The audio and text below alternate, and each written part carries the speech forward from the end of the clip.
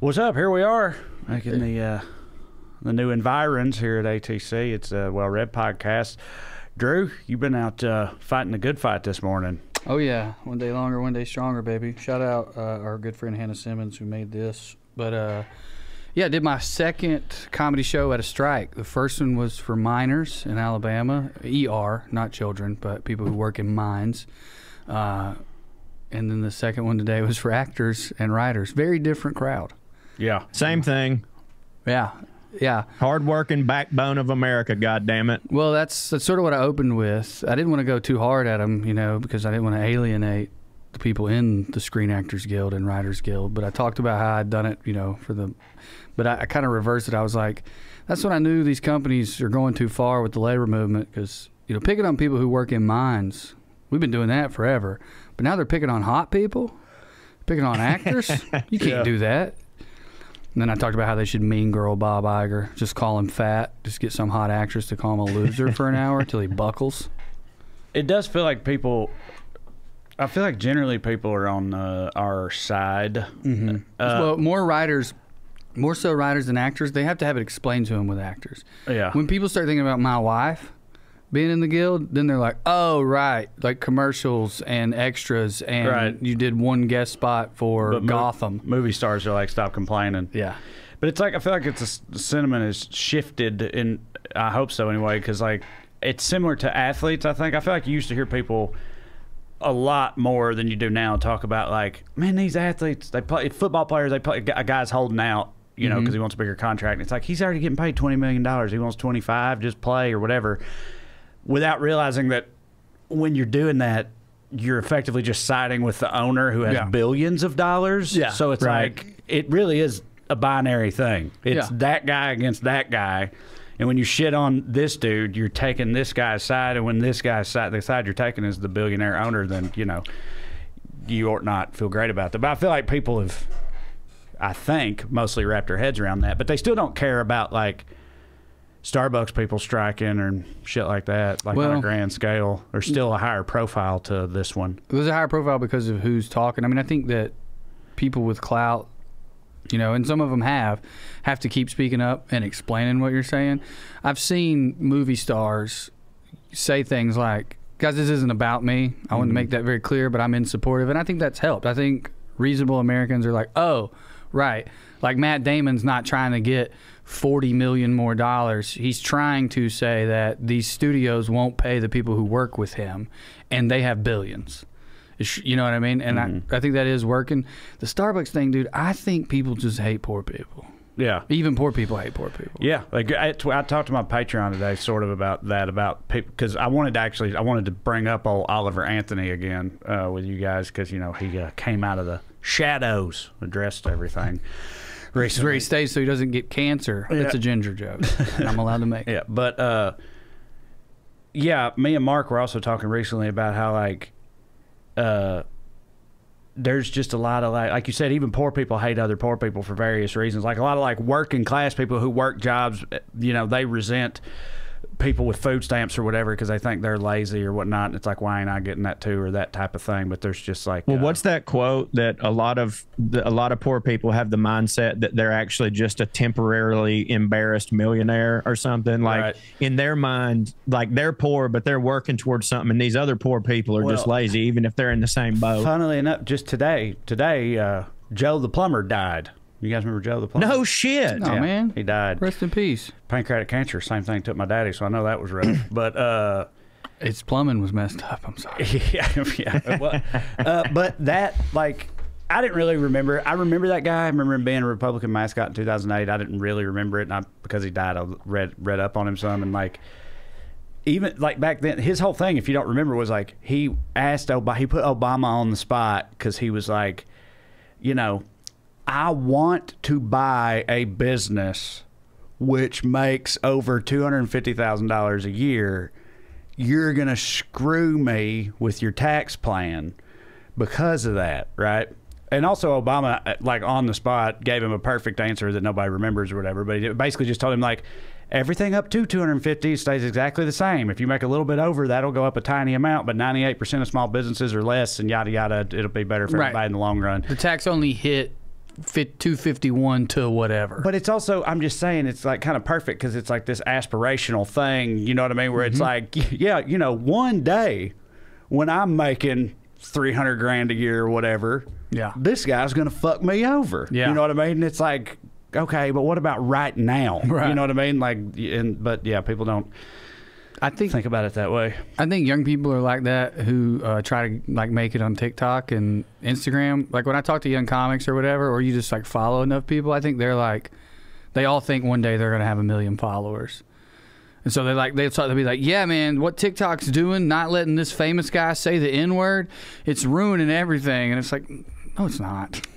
I mean, I don't know. They might all eventually one day have 1 million followers. Seems like... yeah, for some of them, it doesn't seem like it was that hard to get it. If I'm being honest, that's what I'm saying.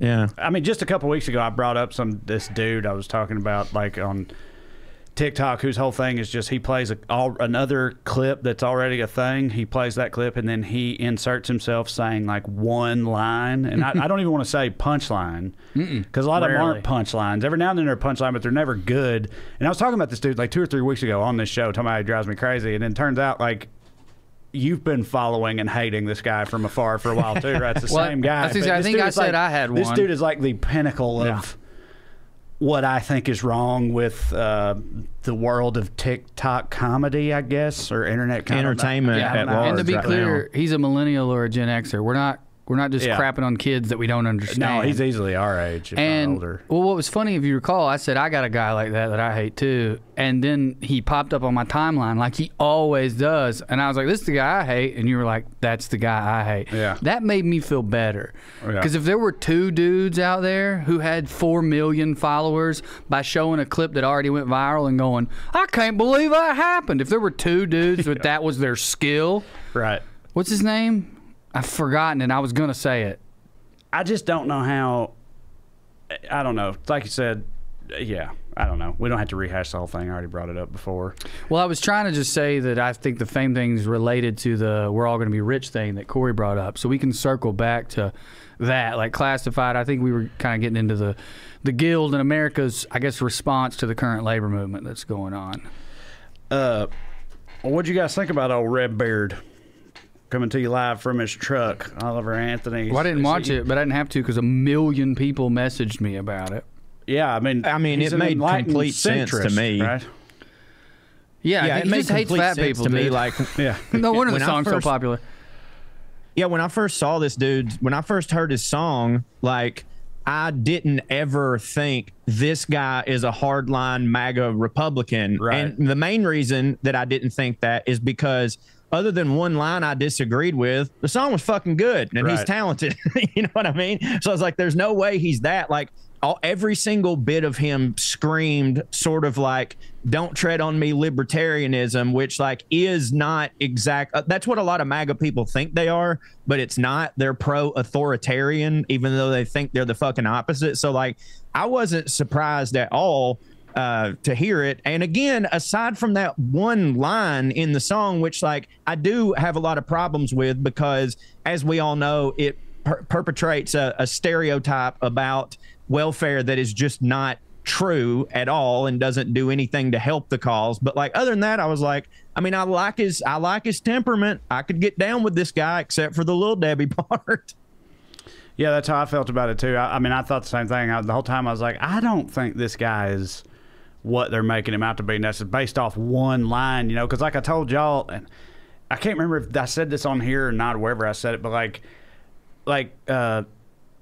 Katie used to be basically the same way, and Katie's not like hard right wing at all. She's also got over that, but like I'm just saying, so I always kind of thought the same thing. But then, you know, him pointing out like they played his shit at the GOP debate or whatever, and he said, he's like, that's just funny to me since that song is literally about those people, like it's literally about them. And then he says, they stay doing that. Then he says, he's like, but also the other them too, you know what I mean? Like he said, it's literally about them talking about the GOP debate, and he's like, but also the, you know, the Democrats too. He's definitely, I don't want to say, I think he, you know, it's like we used to say, everybody in my hometown, almost everybody in my hometown used to be a version of like, oh, fuck them all, they're all full of shit and don't give a shit about us anyway type of thing. And it's like, I think he's still rolling with that, which is fine with me. But I wasn't surprised, but I think I would have been if that had happened the day it first came out. Like, I gotta acknowledge that. So the first day that song came out, and then later or the first time I saw it, I guess I should say, and then later that day, or maybe the next day, someone sort of found out and proved that Blaze Media was essentially running PR for him on social media, and the way they were doing it is they were getting all their little bots to spread the song, which helped it go viral. At that moment, if he'd have come out and done that, I would have been surprised, because at that moment, what I thought was, and I think I said this the other day, but it wasn't just that line.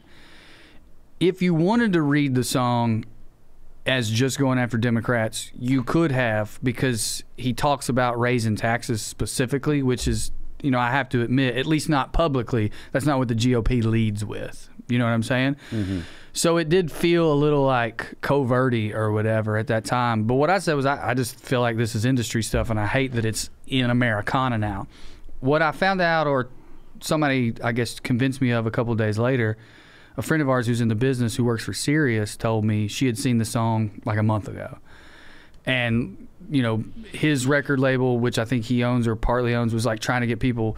Basically, her theory was like, no, like Blaze heard the song and then just decided to do that. Blaze is Ben Shapiro's media group, for those that don't know. You know what? And let me. Correct. Yes, but let Wait, me. is it? I thought he was.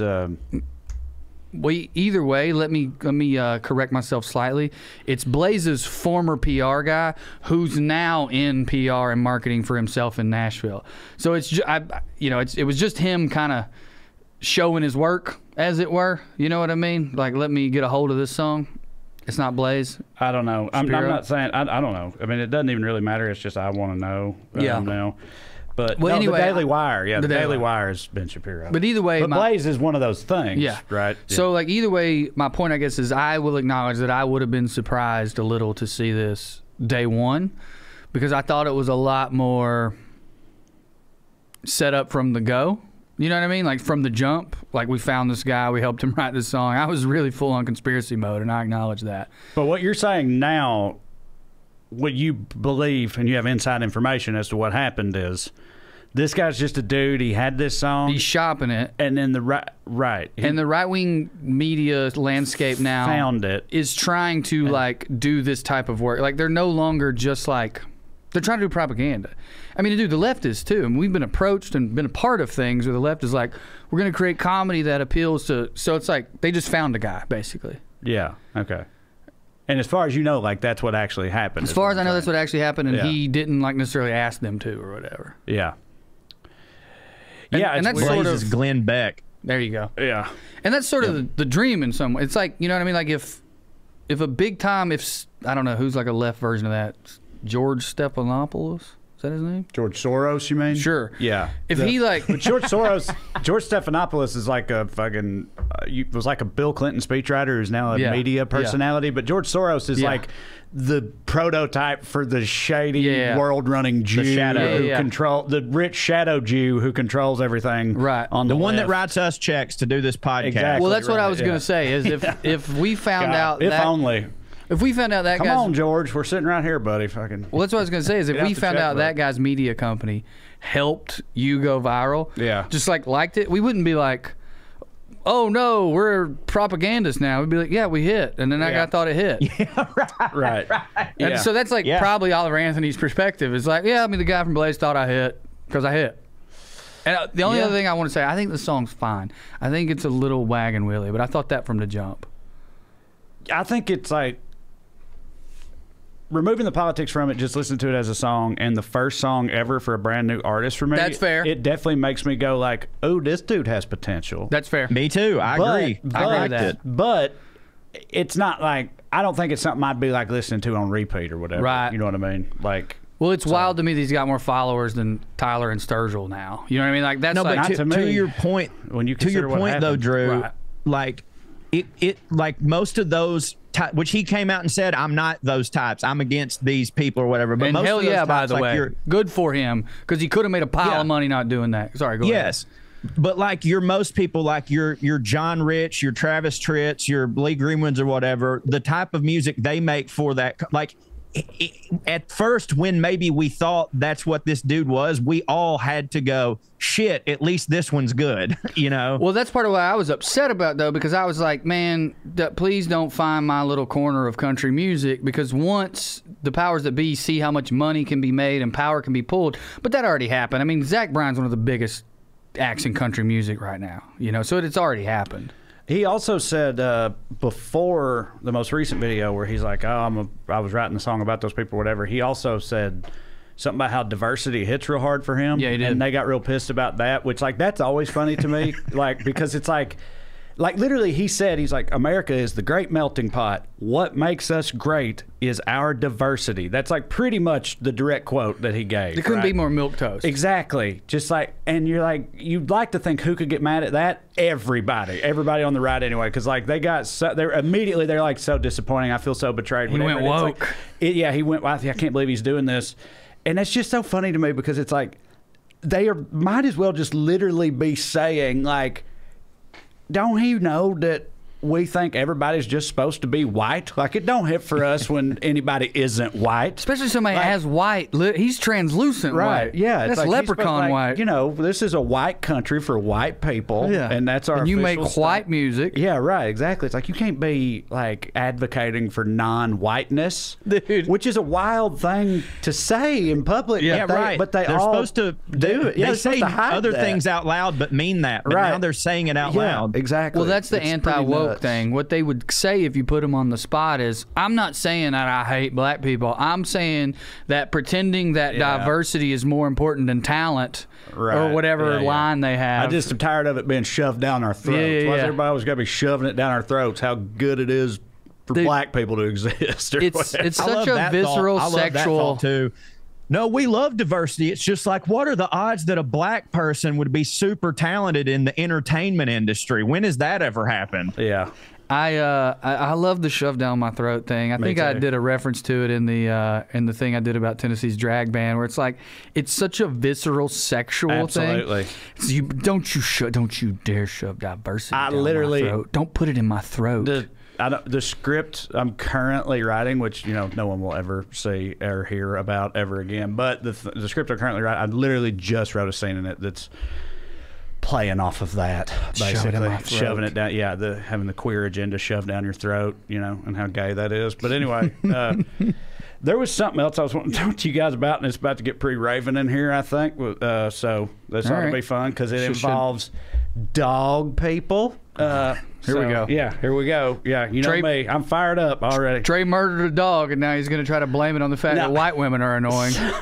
So I'm doing a bit right now about dog people, and it's hitting, but I'm going to flesh it out further. This has nothing to do with that. I'm just saying, if anybody's seen me recently, I've been, and you guys know, I've been bitching about dog people for a long time, but I just found this Reddit thread over the weekend, and I've seen this type of thing before, and I was like, I got to talk about this on the podcast. And it's like, I don't remember the subject of the thread or whatever, but it was this big debate in the comments, and there's all these people saying some, and then other people pushing back, but a whole bunch of people saying some version of it and getting all kinds of upvotes. Basically, in a hypothetical scenario, if it's my dog, the person is saying, if there's a building on fire and it's my dog or your child, I'm saving my dog every time, right? Mm-hmm.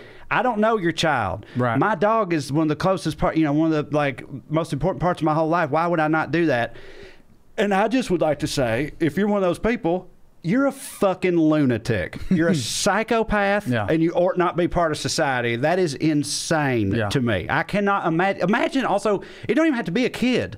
Like, imagine it's like a grown man who's a stranger. It could be like your dad or something. Imagine, is he white? Imagine it's you. Like, think about it from the perspective of the dude, the burning building, right? You're sitting in there and you see some guy running towards the building. You're like, oh, help, right? He takes a turn, grabs a fucking chihuahua, and then leaves, runs off into the horizon, holding the chihuahua like this while you just burn to death. It's so. I just think that's fucking crazy. Yeah. People who feel that way are nuts, in my opinion. And a lot of people do. It's wild to me. So many people value not just dogs, but animals in general over humans, which I think is crazy. I think in that scenario, they value themselves, is what it is. Yes. It's like, I don't want to let go of my dog, and I don't know you or your kid.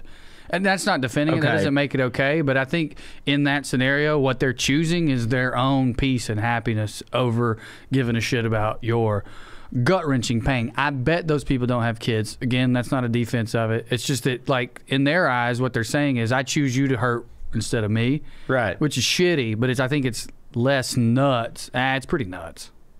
It's pretty nuts. It's super nuts. You know what I mean? Corey? It's super nuts. And I'm a huge dog person. You know this. Now, I've only ever had like tiny dogs. So in this scenario, I would realistically be able to save both. I could put one under my arm and put one over my shoulder. If you want to live, carry this dog. Yeah.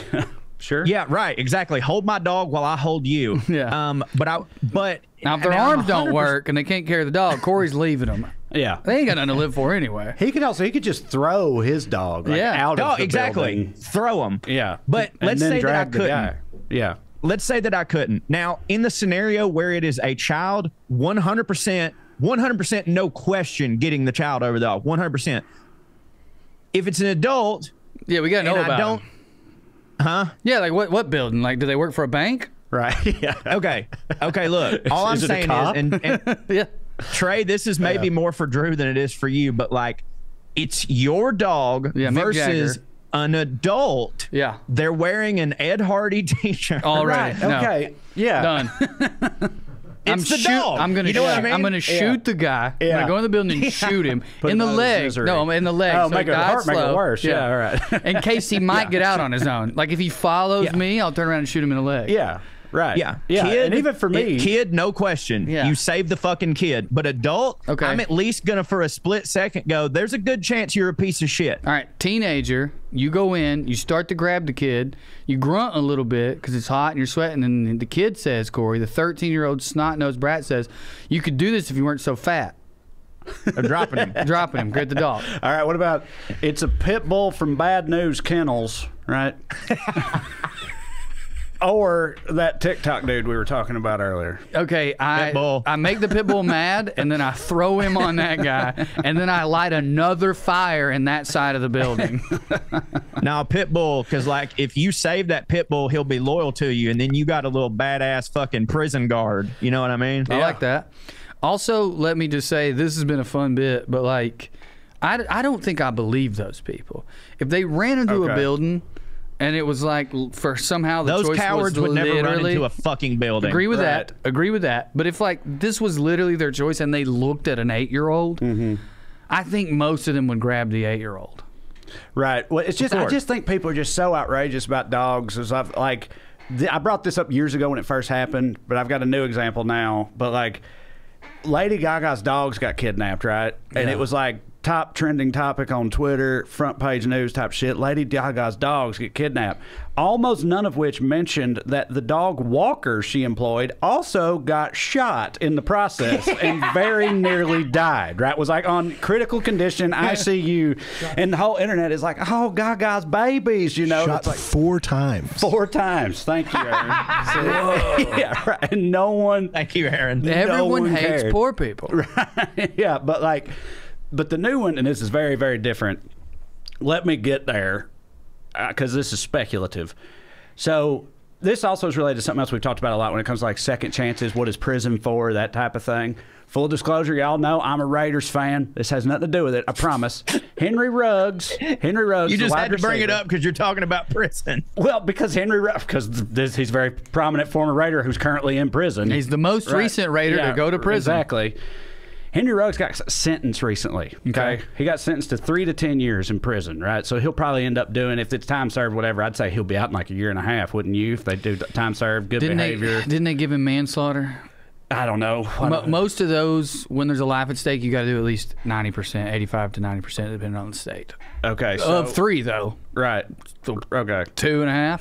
Right. So, anyway, for anybody that doesn't know or don't remember, what he did was he got super hammered and drove a car 160 miles an hour into another car, which was being driven by a lady, and he hit her, and she burned to death screaming in the car. Absolutely horrific. Not defending it what I'm saying is I am 100% convinced that people on the internet are way more hardcore about Henry Ruggs in this whole case because that lady had a fucking dog in the car with her. I can't prove that, but I just like, dude. She did have a dog. I agree with you. She did. You get on Twitter threads, Reddit threads, whatever, about Henry Ruggs' situation, about 3 people are on there like, this motherfucker should never see the light of day. I wouldn't care if they gave him the death penalty. 3 to 10 years, that's a joke. It should be at least 25, 30, whatever, like going hard on him. And I'm saying, I'm 100% convinced that would not be happening if there had not been a dog in that car. And that is fucking ridiculous. I think that I could be wrong. I think there'd be a few less, but I think you're wrong about it happening. I think it would definitely happen. Okay. I think that America's lust for vengeance and what they think of as justice, right, especially with a black rich kid, like a rich black man in America. I mean, I know what you're saying, and you're right. Like, it's added to it, but I also know people would have been up in arms over. Well, you're a former defense attorney. I mean, you tell me what you think. That's a shocking. Because a lot of them say they're like, you know, because also important piece of information. The girl's family, they've like gone on the record saying, you know, they forgive him. They're probably Christian, whatever. They forgive him. They're on board with the sentence he's getting. All this shit, you know, whatever. People are always like, if that was your sister... He pretended to poo-poo a religion while he poo-pooed a grieving family's choice. No. If I'm saying... These stupid motherfuckers. No, I'm saying I don't know how they do it. Like, because people... Here's what I'm trying to get to. People always say, like, in these debates that come up around it, they're like, if that was your sister or your wife or whatever, you'd feel differently. And my whole thing is like, yeah, I would, but... That's why it shouldn't be my decision. Yeah, it's not how we base society. Do you know what I mean? Like that, like you're 100%. You're right, but that's not. It would all be fucking death wish out here if that's how it works. You were right in the heart of what's wrong with American media's relationship with the justice system, where everyone wants to make it an emotional thing and imagine it was you. No, don't do that. Don't imagine it was you, because that's not how you decide these things. You know what I mean? It can't be. We can't live that way. We can't live as if we all had our sister die. Right. And so, like, what do you like? I'm saying, again, it's absolutely horrible what he did, but what he did was he was 22, got hammered, drove a supercar real fast, and it ended horribly. I'm just not gonna lie. I never had supercar money. Whatever. You would have done it though. I'm not. It's not on fucking. I don't even want to say. I'm saying, you know, maybe. It could have. I know a lot of people, myself included, who theoretically that could have happened to. Well, and it's not evil like premeditated rape. It's not. Yes, right. I don't think it makes him even like it makes him irresponsible and dumb like 22-year-olds often are. But it don't. And he needs to be made an example of for sure. Right. That's I was gonna say you're getting in the. But you can't just like throw him out forever. Man, you guys are really getting in the heart of like the existential question of criminal justice. So there's punishment. There's deterrence, you know, keep other people from doing this. There's retribution. And then somewhere along the lines is the idea of rehabilitation, of justice. And then actually I was going to put rehabilitation last on purpose because that's where it always comes from in America. It comes in last place. These are all the questions that people are supposed to be grappling with. But we have such a bloodlust. I mean, everyone runs on a tough on crime thing. I mean, dude, I asked you to share a thing I wrote years ago on your page, because you had a bigger platform, about the prisoners in Texas, and they were in a jail, not a prison, a jail, who were being cooked. Yeah.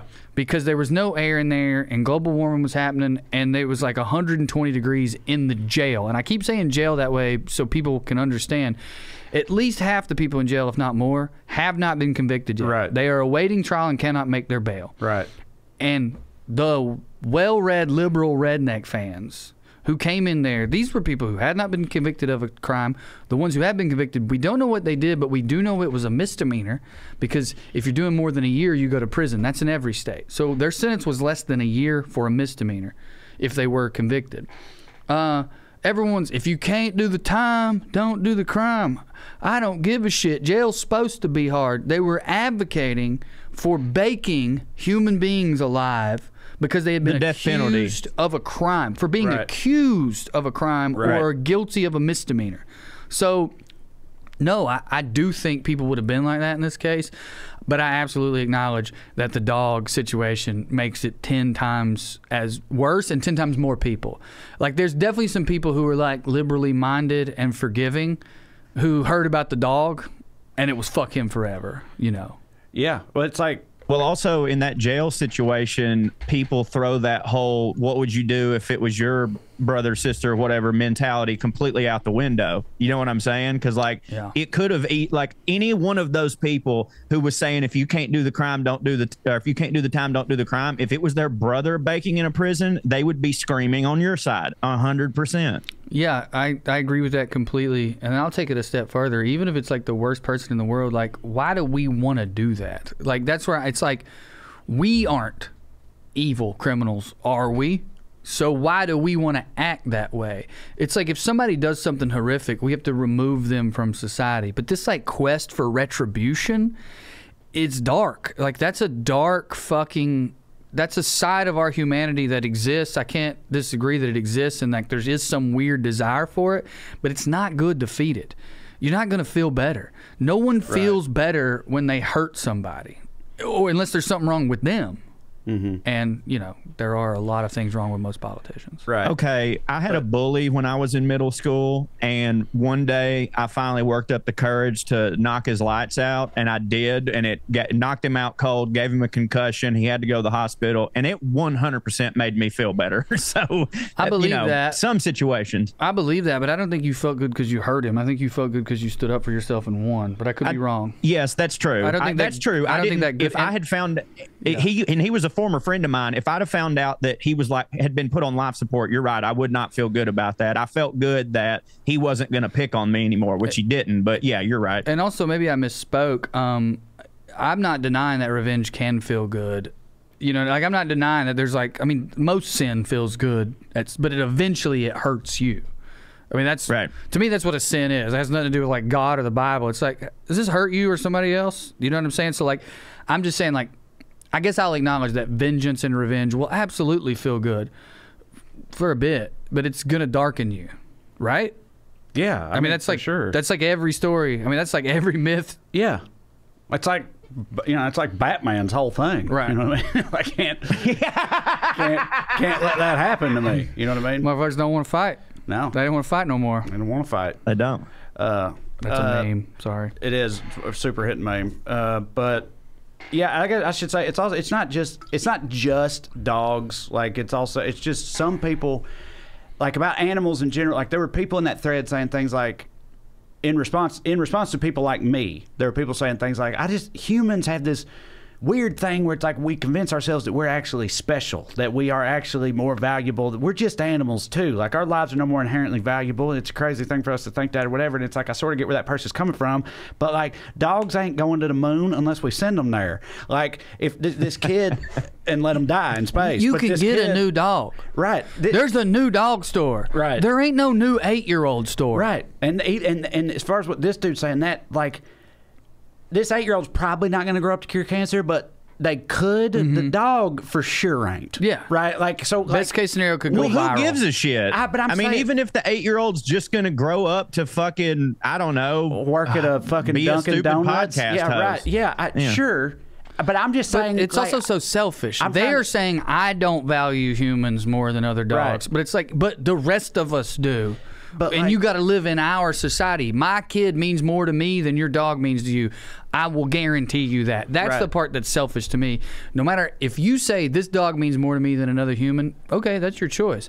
But I know in my heart, because I've loved a dog, I got a kid on the way, the kid means more to the parent than the dog means to any. There's no person in the world who loves a dog more than a normal parent loves their kid. Right. Well, that's why I brought up it depends on who the person is, because dude, I'm a dog guy. I loved my dog more than anything.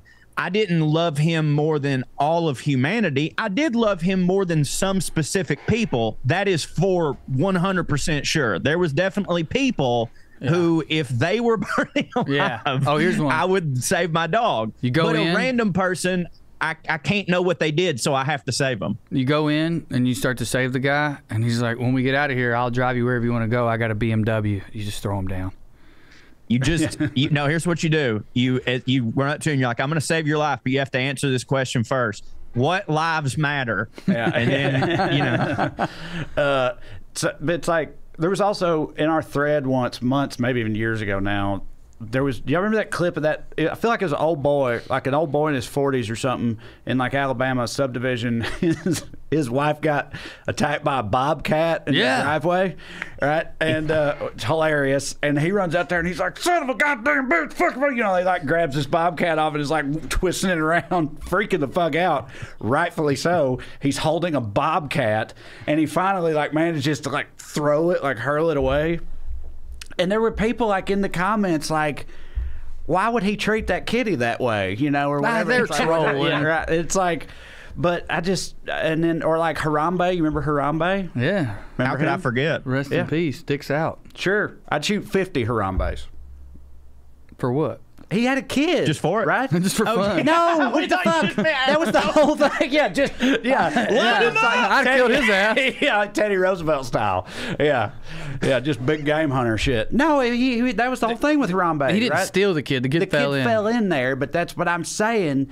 And there's also like sometimes gorillas like kids hit for them, right? But you don't know. Well, you don't know. But you could tranquilize it, can't you? Well, sure. If I had a trank, I wouldn't put it down to pick up an AR-15 and just waste his ass. I wouldn't do that. But like, you could also hit the kid, wasn't it? Like, wasn't he hanging out by the kid and not hurting it? Yeah, I think so. But I'm saying, look, did you want to shoot a gorilla? That's fine. No, you don't no, it's know, okay, man. You don't know what a gorilla is going to do. They're like, if it's a girl gorilla, I just saw a video where this lady was holding her baby up across, like. A glass is in between them at the zoo. She's holding her baby up, and the gorilla's like, "Oh shit, hang on!" And she runs. It's a girl, I think, a mom gorilla. She's like, "Oh wait, hold up!" And she runs and gets her baby and brings it back, and is like holding it up by its leg, like, "Check it out, I got one too." It's pretty awesome. That is awesome. Like, and then you shot them both. I shot the baby out of a hand. Bam! I just think people's priorities are wild. Where do y'all think gorilla tastes good? It probably don't. They're super muscular. No. There's no way. Yeah. And also, that's how you create like super COVID or super AIDS or something. Yeah, and they are almost. That's like, it's not cannibalism, but it's like cannibalism light. I feel, to eat a monkey because they're like so close to us. New from Nabisco, cannibalism light. Yeah, did you guys? I never, cream of monkey soup, bro. Did you ever? Did either one of y'all? I actually didn't, but you know, my family owned a video store when I was a kid. These were very popular. Did y'all ever see the Faces of Death movies?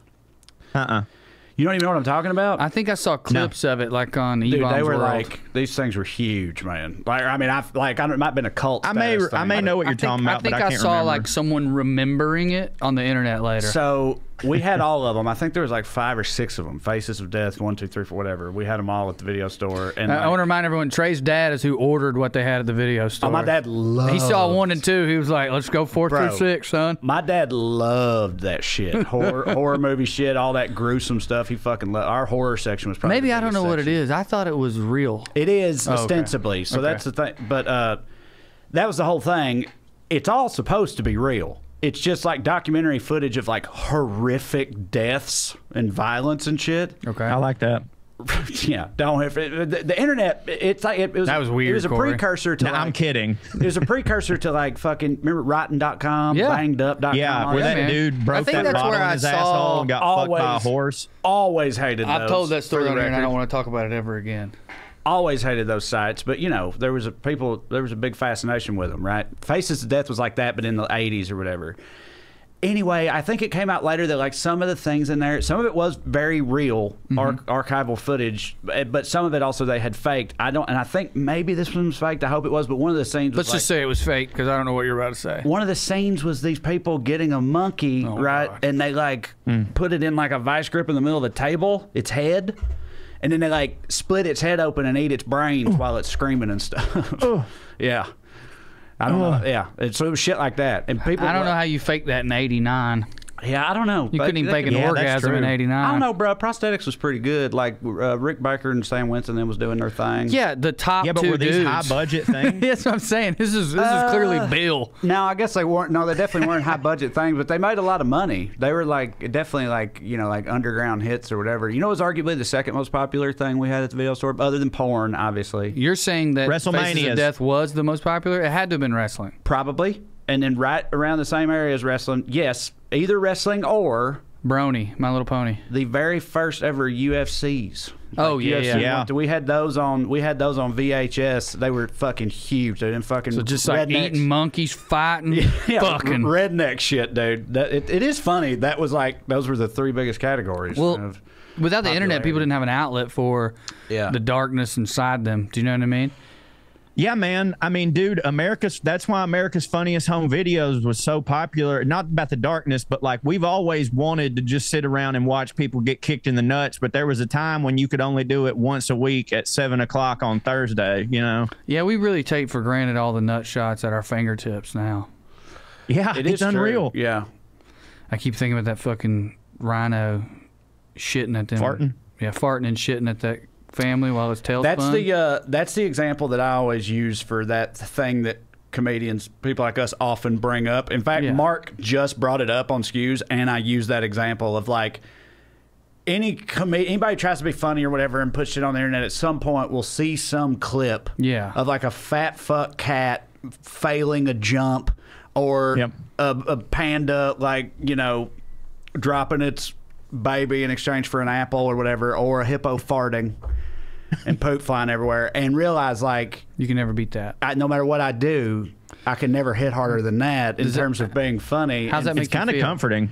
I guess, I guess in a way. I don't know. I'm kind of fine with it now. But for me, it was the hippo, because their tail, it's a hippo, its tail helicopters as it flings shit everywhere. The rules. And there's this like dirt bike revving fart that accompanies it. Did y'all know it was added? That fart is fake? I know, that's heartbreaking, isn't it? That's a real shame that that's a fake I choose not to believe. But you could also say, well, all right, then it wasn't that funny until somebody with a comedic mind added something to it. Yeah. Also, thank God for those people, by the way. The people, the unsung heroes. Or the fart I put my face on my shit trying to get people to buy tickets to come see me. Some of these people are fucking comedic geniuses. Lurking in the shadows, bro. Taking no credit. Just making memes. Well, I want to say this. Like I want adding farts to nature videos. Just doing the Lord's work, man. I want to get this off because I mean this and it's ridiculous. So it's very me.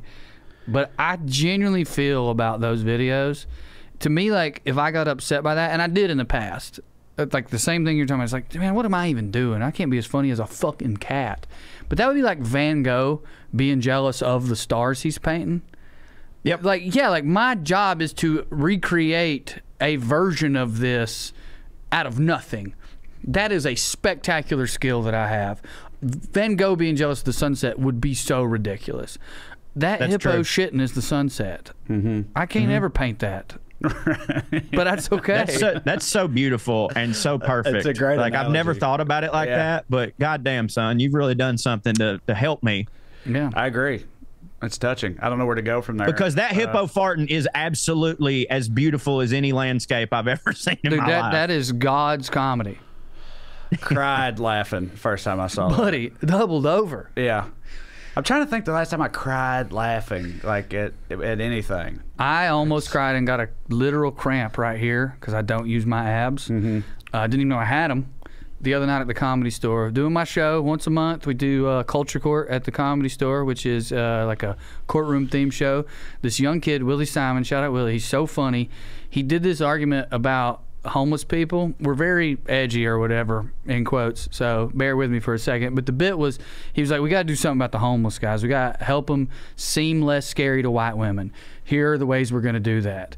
But he was doing it as this disheveled public defender over his head, and his whole bit was he lives in his car, but he's not homeless because his car moves, and he was falling apart the whole time, and he was so good at it that I was crying, and it felt unbelievable. In that moment, after the show, I would have given that kid anything he asked for, because he made, and it kind of reminded me of like, oh yeah, like what we do is pretty cool. Yeah. That's right. I think the last time I definitely at least shed a couple tears because I was laughing so hard, and I think a lot of people will know the meme that I'm talking about. But Trae sent it to us, and it was that scene. It's that scene from Tarzan when the head gorilla shows up to find that they've got the little baby. And they have done this voiceover where it's a black dude coming home to find out that his wife has given birth to a white baby. And it's the most perfect voiceover work I've ever seen in my life, because everything matches so perfect. It's a black lady who does the VO, right? Yes. Yeah, she yes. absolutely crushes that. She does that with multiple Disney clips, but that's her most popular one. That shit's fucking incredible. She's very talented. Unlike this guy's gonna sue us if I say his name again. Yeah, and win. This is not. I don't think this is the last time, but it's also like sometimes something dumb just gets like the last one I can remember. I was laying in bed. Katie's there. I'm texting you guys. I had gotten up to make one of the boys' lunch, like a lunchbox for school, and they had these little mozzarella balls, like fresh mozzarella that's like this big, right? Okay. That hit for them. I love those. Yeah, they hit. These little mozzarella balls had a little like protrusion on the top of them, like a little point poking out. Butthole? Just something. No, point poking out like this. Oh. Like right, just the way they were made. I took a picture of two of those little cheese balls beside each other with the protrusions on them, and I texted y'all the picture, and I said, "This cheese titties," right? Because the cheese looked like titties, right? And then I went and got back in the bed, sent the boys off school, and got back in the bed, pulled the phone out when it like vibrated or whatever, looked it up, and I had texted, "This cheese titties," and Mark said, how I was introduced in middle school, right? I just started cracking up real hard. You couldn't stop. And then, Katie, meanwhile, I had gotten back into bed. The boys were going to school. Katie, like, snuggles up to me. Yeah. When I pull the phone, like, I hear the phone. She's, like, snuggling up to me as I get the phone out. And then, you know, she's, like, on me as I start laughing. And I can't stop, and it's one of those things that happens with every, you know how it is with your girl, Corey, we've talked about it a million times, where it's like, she's like, what are you laughing at, right? And you're like, I can't fucking... Do you have 4 days? Yeah, right. Like, I know you're going to think it's stupid. Right. I know it's not going to hit you. Please don't, but so I try to not tell her, but then she's like, no, just tell me, whatever. And I'm crying laughing because I know how stupid it is, and I'm going to tell her, and it's like... And then I finally did. I told her, I was like, okay, so the cheese, right? I took a picture of the cheese, and I said, you know, so I explained the whole thing like you do. And she just like looks at me and she's like, okay, I'm gonna go for a walk. And she just like gets up and leaves or whatever. She couldn't even look at you. And that cracked me up even further. Yeah. That made it even funnier to me because it was just I don't know, so stupid. I was trying to remember the video. I went back and I jogged my memory. I may have sent it to you guys, and maybe I didn't. I don't remember where I was when I saw it, but there's one that's out now. These two dudes are rapping. I got one. Keep going. They're rapping kind of poorly, like these white guys. They're like freestyling, and their buddies filming it. And it's like they're going to go around and hit each dude. And then a dude falls off the roof. I think he was supposed to like jump down at a certain point, but he fell early. So while they're rapping, there's a noise, and it's like you hear his breath comes out. And he saw his back where he fell off the roof.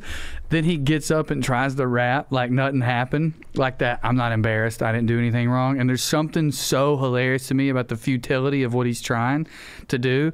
It just gets me every single time. He's so, I'm cool, and he's not because he just fell off a roof. That's like that comic kid. Do you know him? Yeah. He's like, he was at the Laugh Factory, and he starts a joke, and he's like, this is why I think pegging isn't really all that gay. And then he eats shit, like falls off the stage, face plants onto a table or whatever, and to complete silence, by the way.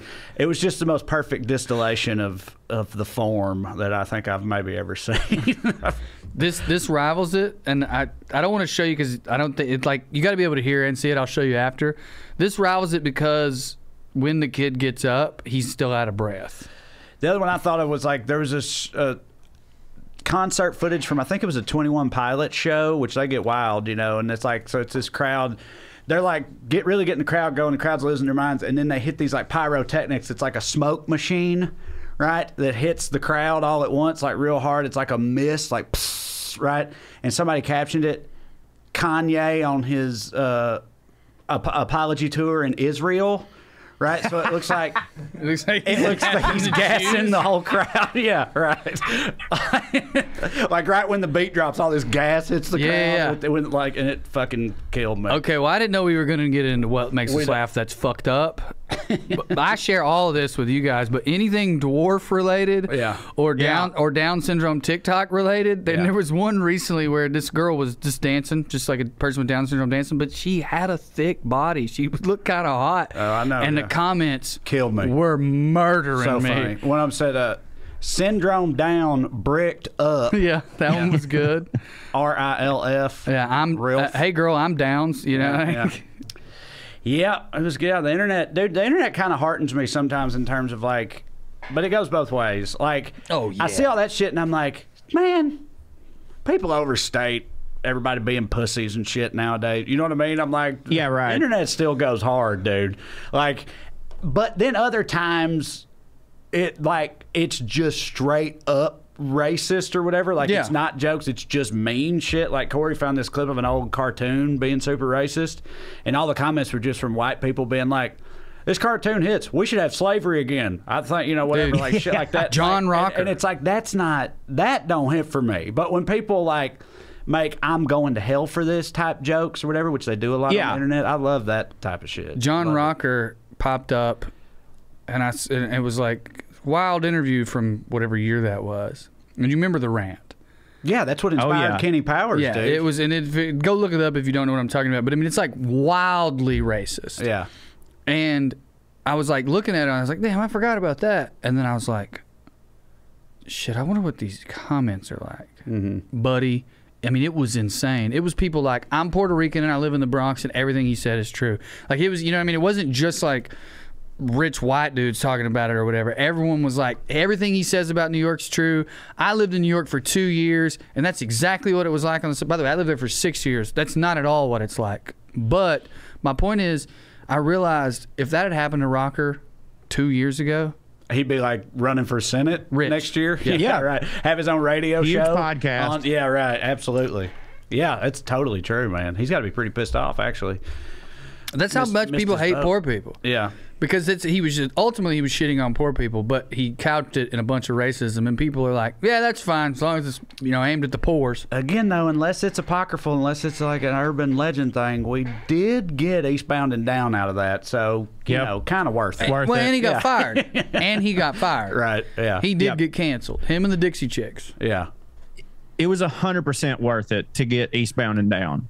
Because, like you said, it's not like he's relevant anymore. He didn't actually kill anybody. You know, it's fine. It's not fine what he said, but it's worth it. One of the funniest pilot episodes. I think about it all the time. Probably is the funniest pilot episode in television history, I think. No, dude, he looks like a mashed up bag of assholes.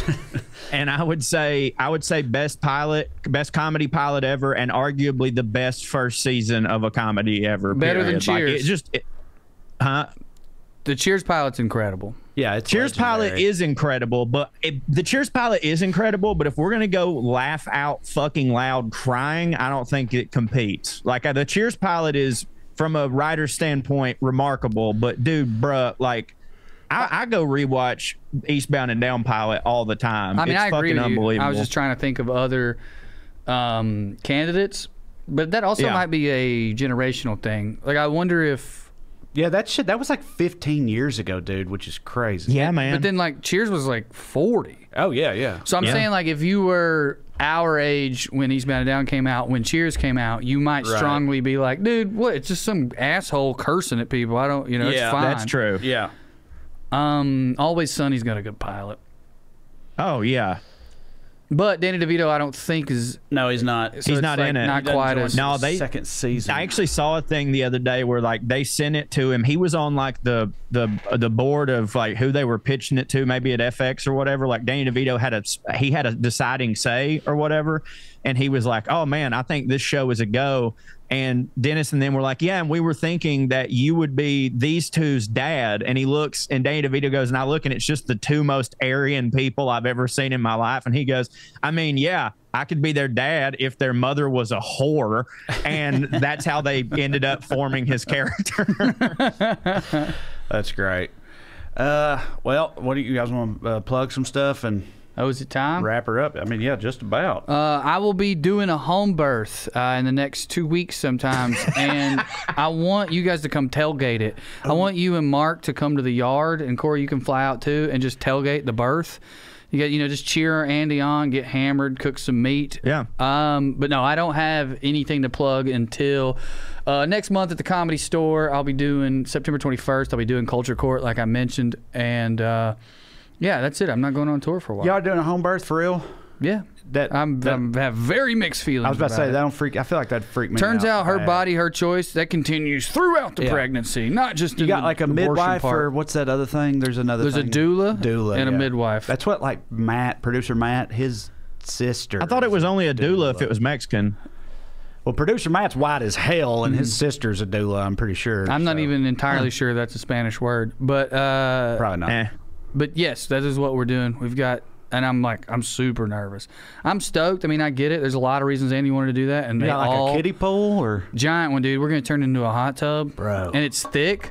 It's like a river raft. You gonna make soup out of that placenta? Maybe. No. Wait. I think she's gonna dry it and make pills. I think that's what they do now. Oh God. Oh yeah, man. That all checks out. We're full hippied up, dude. You sure are. Yeah, I was trying to like run a bit about it, but this is a corny joke, so I won't do it on stage. But I'll tell it to you guys. We're having a home birth because my wife is afraid of doctors, and I'm afraid of my wife. Yeah. Yeah. Yeah. So it's not what I would have chosen. But I do get it. I mean, I think there's like genuine, good, logical reasons behind Andy's desire to do this stuff. And then also, we live in North Hollywood. It is 8 minutes to the hospital where we have a doctor who we've met. You know what I mean? Like, doing it the traditional way is 8 minutes away. All I know is you better have some water boiling and a bunch of towels. Got a lot of towels. Seems like those two things are always required in this scenario. As soon as a midwife shows up, boil some water. Yeah. Is that to put my head in when I'm freaking out? Yeah, I don't know. But like a slap to the face? But yeah, good luck with all that, buddy. Will you come tailgate? If you sincerely want us to do that. No, Andy would be furious. Yeah, but I think it would be so fucking. Wouldn't that be the funniest thing if you guys are just out there hammered, drunk? Yeah, or you get a grill going and stuff. We're just that would be fun. Actually. Hey, when y'all are done, can we get in that thing? It's pretty fucking hot out here. Put some ice in that sumbitch. Go to TreCrowder.com for all my upcoming tour dates. The next ones are in Austin, Texas at Vulcan, where you just were next month, and then a big Ohio run, 5 nights, 5 cities, and then a bunch of other places after that. You can also pre-order our book there, and you can watch weekly Skews with me and Smart Mark Agee every Tuesday night at 5 p.m. Pacific time on all my pages, or get it wherever you get your podcasts, and I guess that'll do for me, Corey. I'm so jealous you're in Austin the same time as Sam Talent. He is? Yeah, Ooh, he's going to be at the mothership.